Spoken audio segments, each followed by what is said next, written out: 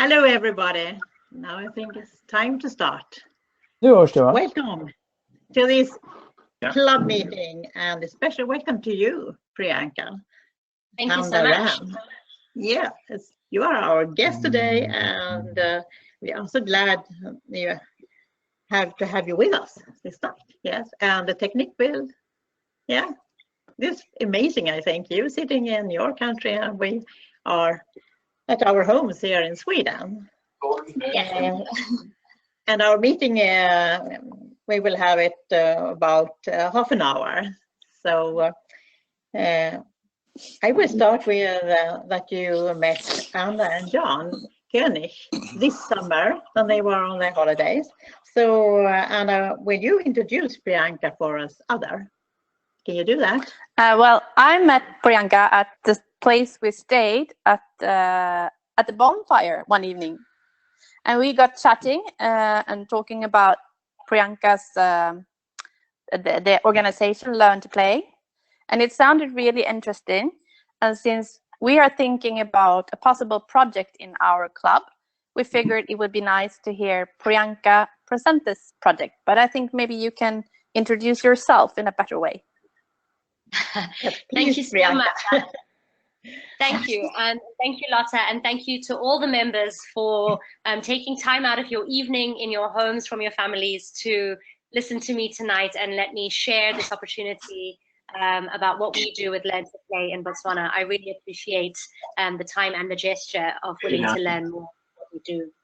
So I'm going to go straight into sharing the presentation, and part of that will be to give you a little bit more background about myself, but just very briefly to say I really enjoyed the evening that we spent at the bonfire, hearing from you, and I really value the fact that you did follow up you know, from our discussions, and that we have this chance to reconnect today. So I'm just going to share my screen so that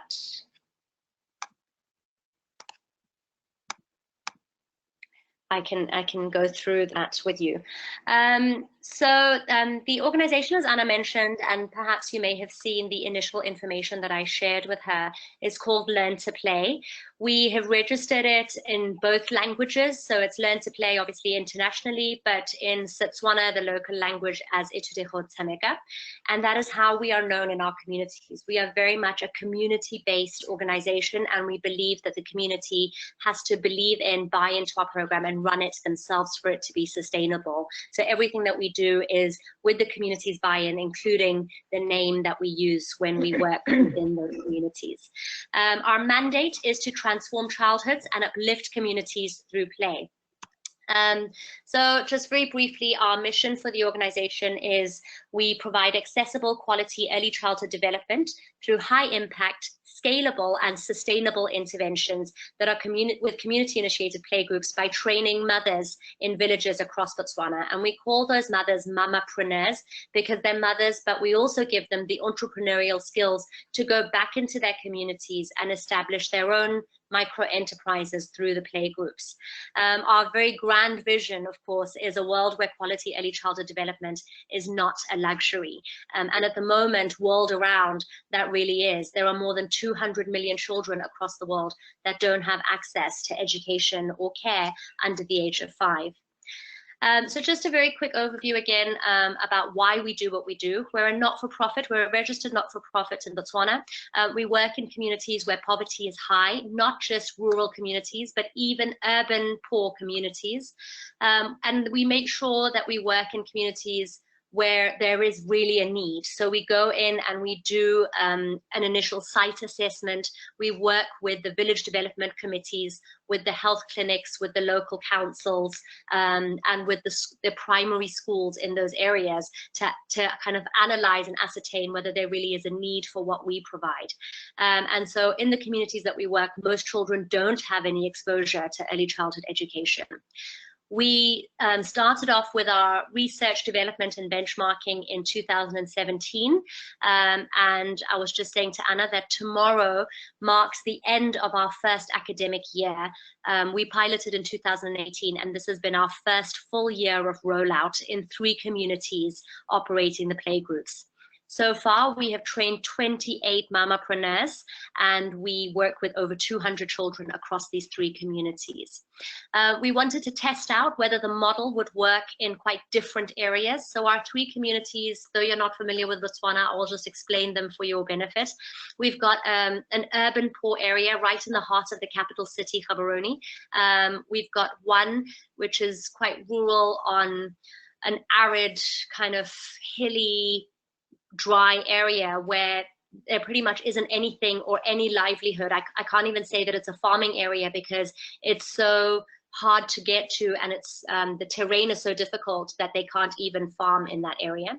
And then the third one is Kavimba, which is in the Chobe district, which is bang in the middle of the wildlife corridor in Botswana. So this village, human-wildlife coexistence is a daily reality. The 3- and 4-year-olds that we work with, when they're walking to playgroup, they have to know how to identify elephant paw prints and lion paw prints and leopard paw prints so that they can see what has passed this way, how fresh is it, and all of this from a very, very young age to know their safety. So again, just a bit of an overview. Our goal is to engage communities to buy into this program and run it independently through what we call culturally sustainable play. So our play groups are thematic. The themes are relevant and contextualized to each village, not just to Botswana as a whole, because Botswana is quite large and there are multiple different ethnicities, languages, and cultures within the country. We also very much believe in the value of sustainability and conservation. So all of our resources are made from household waste, recyclables, or nature, and just things that you can find in your environment. We very much believe in the value of play, and that children under the age of 6 learn best through play. So all of our programs and our entire curriculum for the year is based through play and learn activities, and absolutely no dependence on worksheets, textbooks, or any other kind of academic material, that traditional academic material. We work with mothers who are otherwise, you know, in as explicit a way to put it, unemployable. They have not finished school. They may or may not be completely literate in English. And so they haven't had a chance to gain long-term sustainable employment. And those are the mums that we work with. We train them for 2 weeks initially, and it's a very intensive 2-week program that covers early childhood care, early learning, child development, child nutrition, health and protection, but it also focuses on how to make all the resources that they will need and all the toys that they will need to run their playgroups from these sustainable resources. And then we give them the structure and the model of running a playgroup, including all their curriculum and what we call a playgroup in a box. And the playgroup in a box is essentially all the initial kit and resources that they will need to start up their playgroup. And then they go back to their villages and start these playgroups themselves. The playgroups are completely child-centered. They're based on a lot of research and benchmarking. We have, in fact, pioneered our own framework for early learning called the Rainbow Play Approach as a consequence of the work that we've done here. And it's now a published approach in journals internationally. I've been to many conferences to present about this framework, and it's been really well received, and it is about early brain development, nurturing care, and a play and learn model. It's also based on child protection and links each area of child development to the UN Conventions of the Children's Rights. And why we believe it's completely sustainable and scalable is because we use an untapped but possibly the most powerful change agent for children is mothers, and not training teachers who then get qualified and leave their village to go and find employment elsewhere. So the program is sustainable because these are the mothers that have a buy-in to their children's well-being and success and stay in the village to make it a success. So just a background on why we focus so much on early childhood development. As I mentioned earlier, more than 200 million children under the age of 5 fail to reach their potential because of a lack of intervention in the early years. We know that there's an imperative need to invest in early childhood development all around the world, but in particular our focus obviously is in Botswana to have children achieve their potential. In Botswana currently access to early childhood education stands at less than 20%. So you've still got the majority of children under 5 who have zero access to any early years care and education opportunities. We also know through research that 90% of the brain develops by the time a child is 5 years old. So if you haven't put in high quality interventions and nurturing care in that time, then everything that you do after 5, a child is just playing catch up. They haven't really developed the skills in the right way for their brain to form all the connections that it needs. And an economist called Heckman actually did research to prove that investing in early childhood development can offer a 13% return on investment back into the country's economy because it gives better outcomes in education, health, social behaviors, and employment if you've had that intervention from the ages of 0 to 6. And then we also know through, again, UNICEF's research that girls and boys from the poorest and most marginalized communities are the ones that are missing out the most, but also the ones that will benefit the most through simple interventions.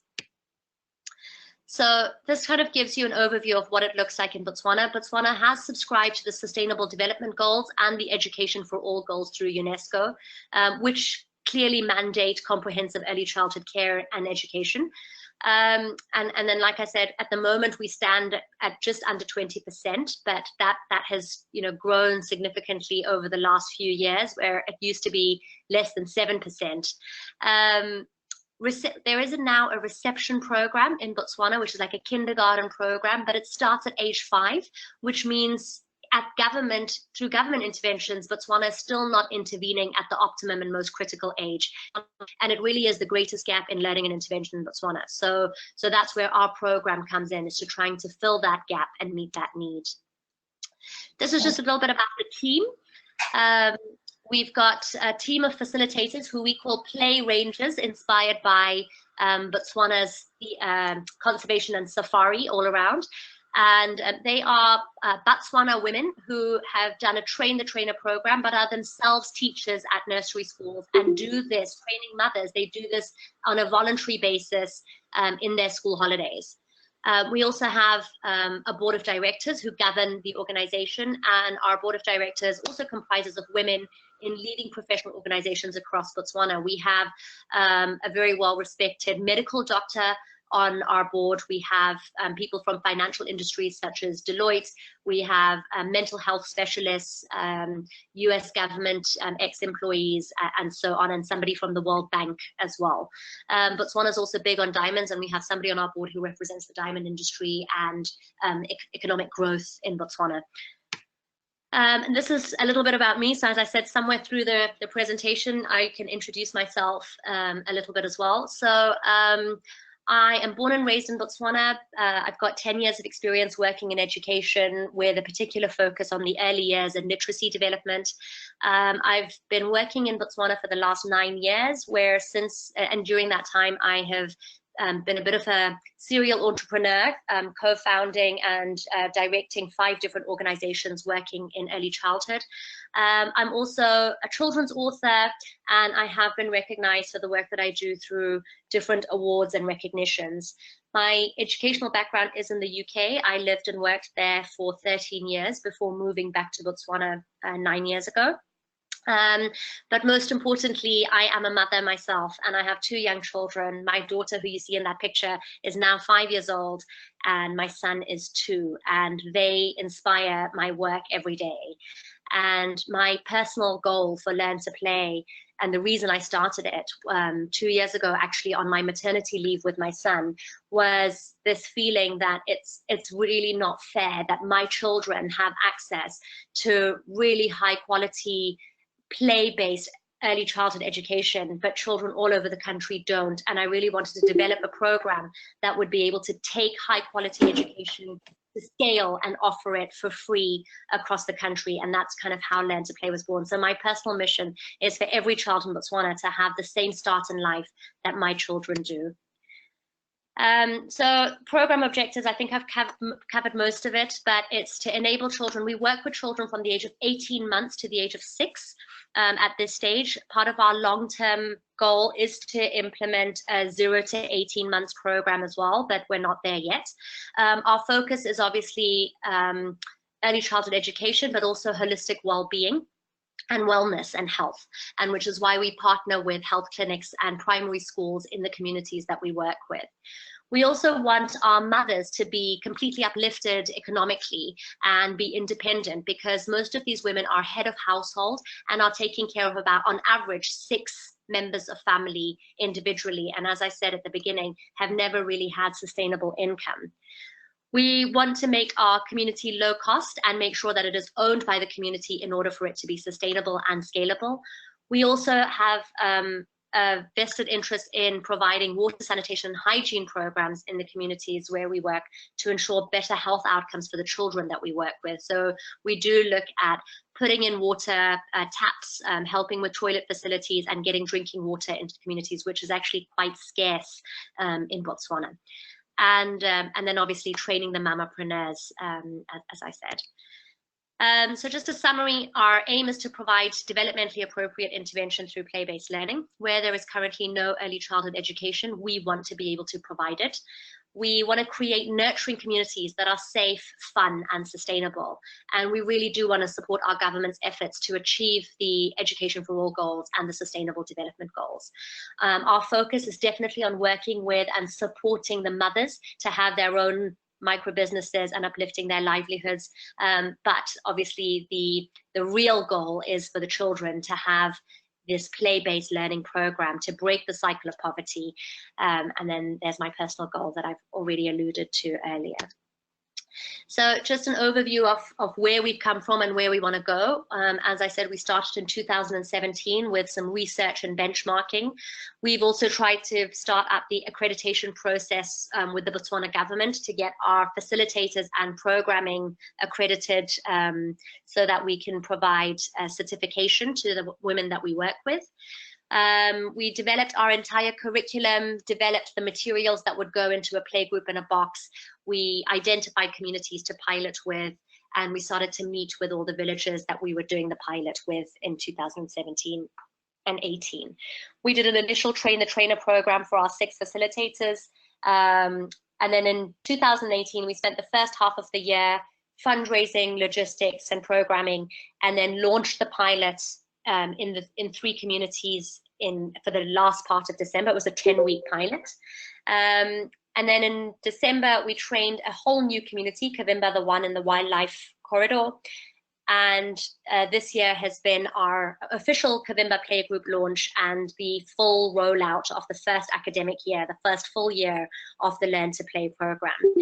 Going forward, we want to have established the playgroup in 6 more communities by the end of 2021 through a lean iteration approach, adapting where necessary and further contextualizing. So next week, I travel to Hansi, which is in the middle of the country, so in the middle of the desert. It's a very hard to reach, very rural area with nomadic indigenous communities, the San Bushman communities who live there, who really have no access to most government interventions, partly because they're nomadic, partly because of where they live, but also because language is a barrier. They still speak their minority dialects rather than Setswana, the main language, or English. And so because of that, they actually cannot even access primary education. So the goal of us providing the playgroup there will be that bridge to be able to have children be successful right from when they enter grade 1, because otherwise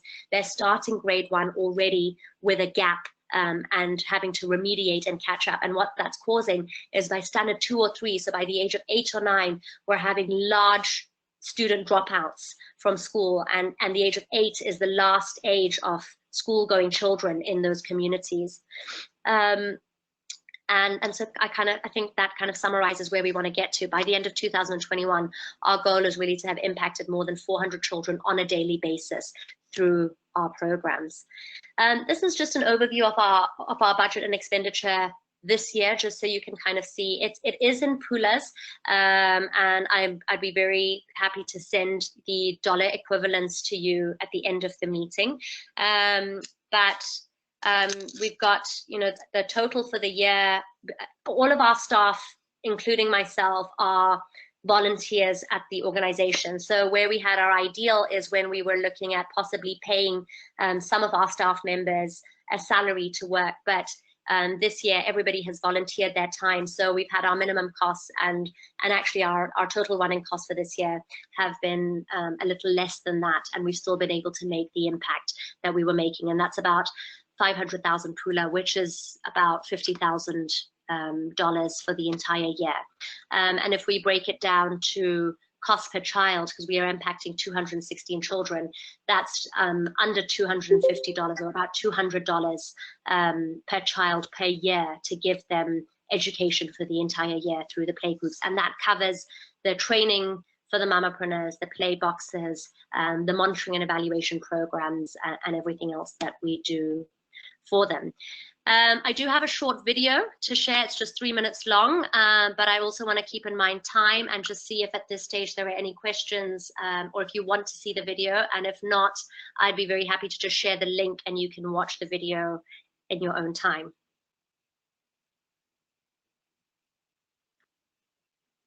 Yeah, can we have some questions before you show us the video? Yeah. Yes, what I can do is I can stop sharing screen so that you can see me again, and I'll be happy to answer any questions. And then if you still have time to see the video, I can do that right at the very end. Yes, please. That will be very good. I think we have many questions, and I will thank you for a very interesting and very important job you do. I really appreciate that. Questions? Anyone who wants to start?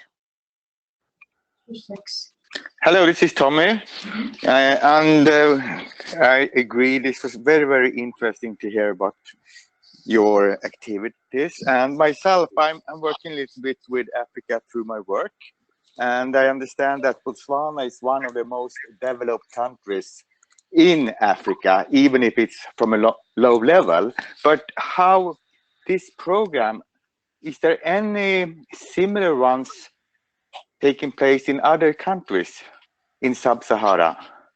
Are you aware of that? Yes, absolutely. There are similar early childhood intervention programs in South Africa that we have benchmarked with. Two very significant ones are called Smart Start. That is a really wonderful social franchising, high quality early childhood play group as well. And another one called Sepang Educare in South Africa. And then the others that we have connected with and worked very well with are an organization called Yogo in Kenya and Tiny Totos in Kenya. And then in both Uganda and Ghana, there are programs called Lively Minds, which also run community play groups. So while researching and benchmarking in our development stage from 2017, actually up until quite recently, we have been in very close contact with these organizations, sharing best practice and learning from each other and supporting each other. Okay, thank you very much. Thank you for the information. Thank you. Thank you. More questions? This is Anna. What materials are in the box? So they range. We've got a lot of arts and crafts supplies, so crayons, glue, powder paints, color pencils, scissors, but we also provide a lot of scrap fabric. So we go to tailors and we request them to donate their fabric offcuts, and we then stock up the boxes with these bags of fabric offcuts, needles and threads, and we teach the mums how to sew and make lots of different toys like puppets or fabric books or busy books and fine motor skill related things from the boxes. We also collect a lot of recyclables from our own households and give it to the community. because what might seem as household waste or recyclable to me, such as an egg carton, is actually completely unheard of in the communities that we work with, because they have the chicken, they get the egg, and it goes straight to the kitchen. There's no process of cartoning it, going to the shop and bringing it back. But we do use the egg cartons or toilet paper rolls or cardboard boxes, cereal boxes, milk bottles in our how to make our different toys. But the communities themselves that we work with don't actually have these supplies. So we collect it on their behalf and fill it into these play boxes and give it to them. Okay. Du har frågat så.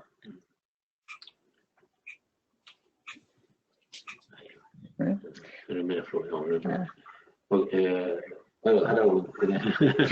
I present myself a little late. It's I'm not a suspect. Attending from time to time in these meetings. I wonder, how about finances? Do you get donations from many different organizations or from the government, or do you just raise money from fundraising activities and so on? And how do you finance your work? So it's been a mixture of three different approaches. We do not get any funding from the government, but we do get government support to be able to get licensed and regulated to run the programs in these villages.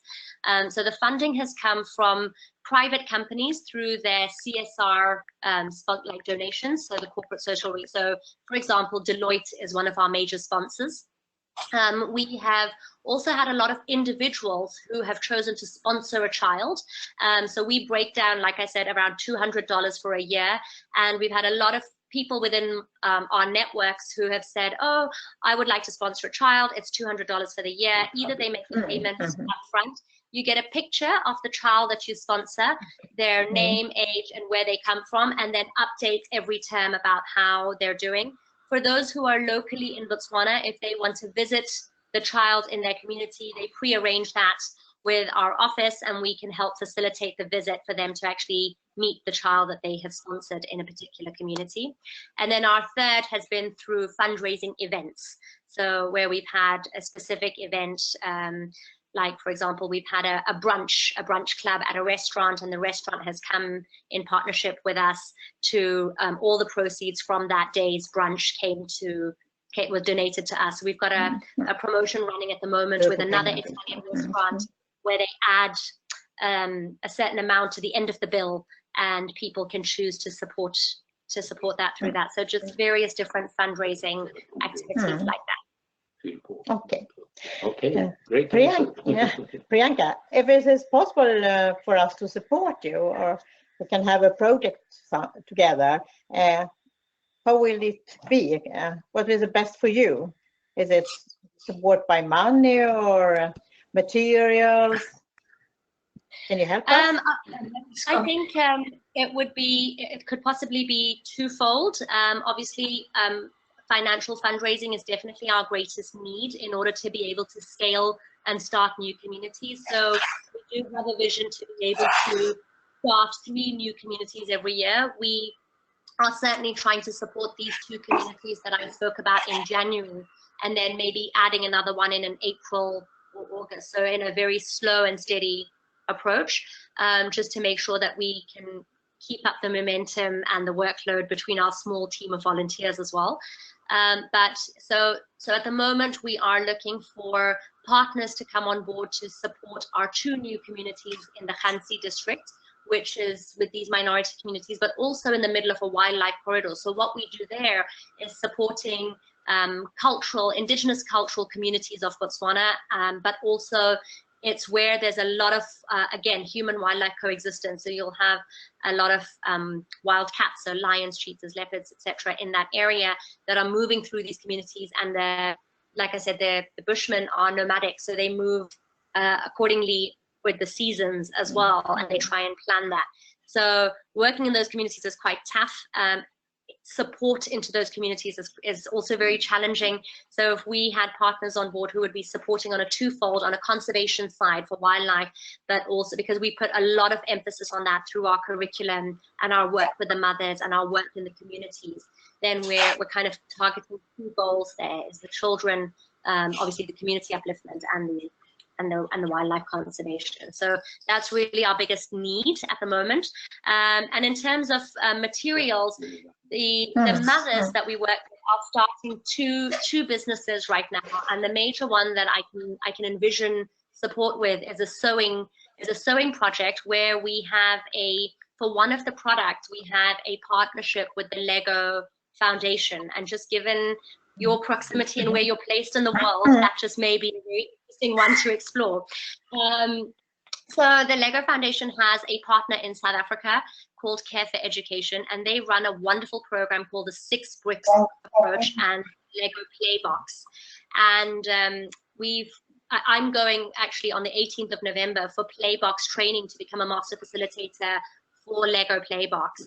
And what they've given us a license to do freely is to print their 6 bricks mat onto and I want to be able to show you a picture of what the mothers are busy making right now. They're taking traditional Botswana fabric, which is called shwe shwe or German print, and it is beautiful, beautiful, bright, bold fabric.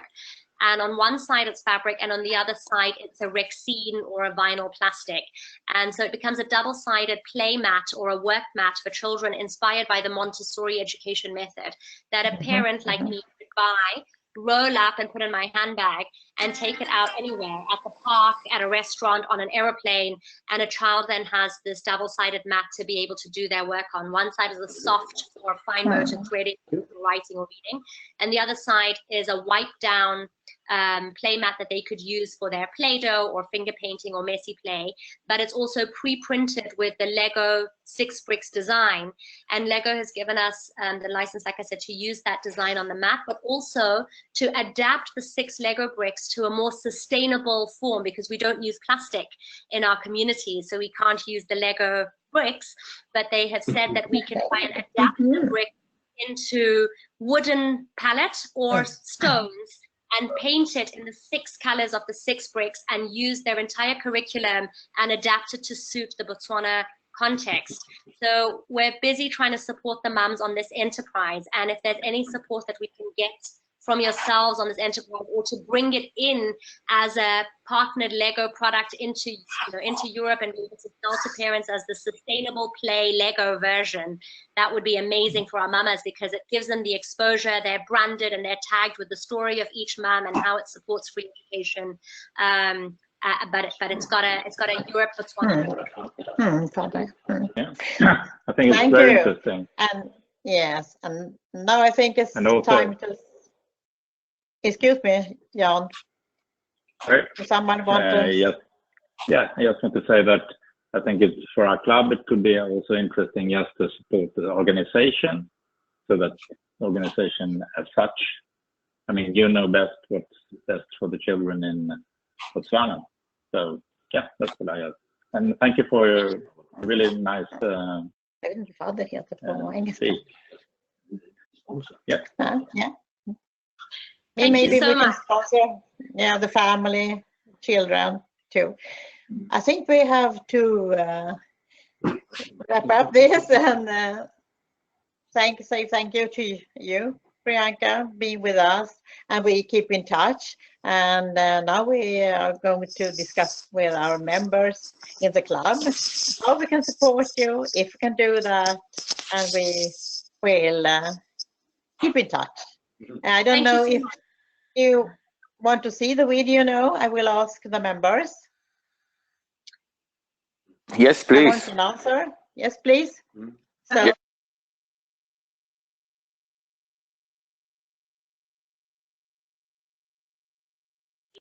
Thank you so much for your time and interest, and I really appreciate all the questions, because it just shows me how interested that you are as well, and I really value that.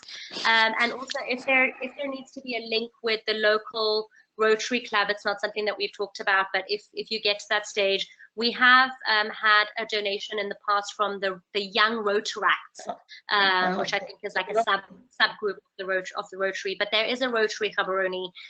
We haven't worked with them so far, but they do have an annual event for Christmas every year, the Carols by Candlelight, which is something that we support and attend as well. So I think there's always a way of linking that up if there needed to be as well.